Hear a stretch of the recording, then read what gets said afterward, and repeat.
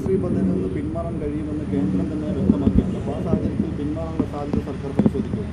സർക്കാർ അതിൽ ഒരു സബ് കമ്മിറ്റി വെച്ചിട്ടുണ്ടല്ലോ. ആ സബ് കമ്മിറ്റി റിപ്പോർട്ട് വരുന്നതിന് മുമ്പ് നമ്മൾ മുൻകൂട്ടി പറയരുത് എന്നുള്ളതാണ് എൻ്റെ ഒരു അഭിപ്രായം.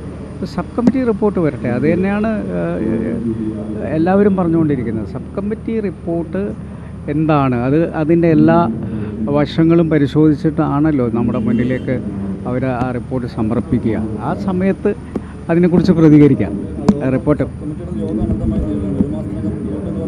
അല്ല, നമ്മൾ സാവകാശം കൊടുക്കാം.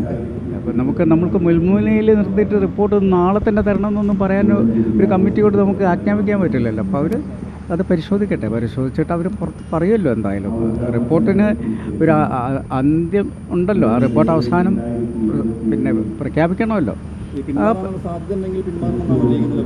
അതല്ല, അതൊന്നും ഇപ്പം നമുക്ക് പറയാൻ പറ്റില്ലല്ലോ. കാരണം ഈ റിപ്പോർട്ട് എന്താണ് എന്നുള്ളത് പരിശോധിച്ച ശേഷം അതിനനുസരിച്ചിട്ടുള്ള കാര്യങ്ങൾ നീക്കാം. നമ്മൾ ഒരു കാര്യത്തിൽ വളരെ ഉറച്ചു നിൽക്കുന്നുണ്ട്. ഈ NEP എന്ന് പറയുന്ന ദേശീയ പാഠ്യപദ്ധതിയെ, എഡ്യൂക്കേഷൻ പോളിസിയെ ഇവിടുത്തെ സ്കൂളുകളിൽ അടിച്ചേൽപ്പിക്കാനുള്ളൊരു ശ്രമമുണ്ട്.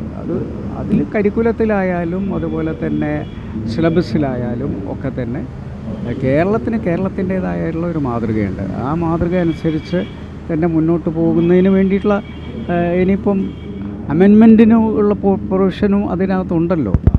അമെൻമെൻറ്റിനെ കുറിച്ച് ആലോചിക്കുക എന്താണ് എന്നുള്ളത് ഇപ്പോൾ എനിക്ക് കൃത്യമായി പറയാൻ പറ്റില്ല. എന്ത് തന്നെയായാലും കേരളത്തിൻ്റെ തനതായ ഒരു വിദ്യാഭ്യാസ സംസ്കാരമുണ്ട്. ആ സംസ്കാരത്തിന് ഭംഗം വരുത്തുന്ന രീതിയിൽ എന്തായാലും ഗവൺമെൻറ് പ്രവർത്തിക്കില്ല.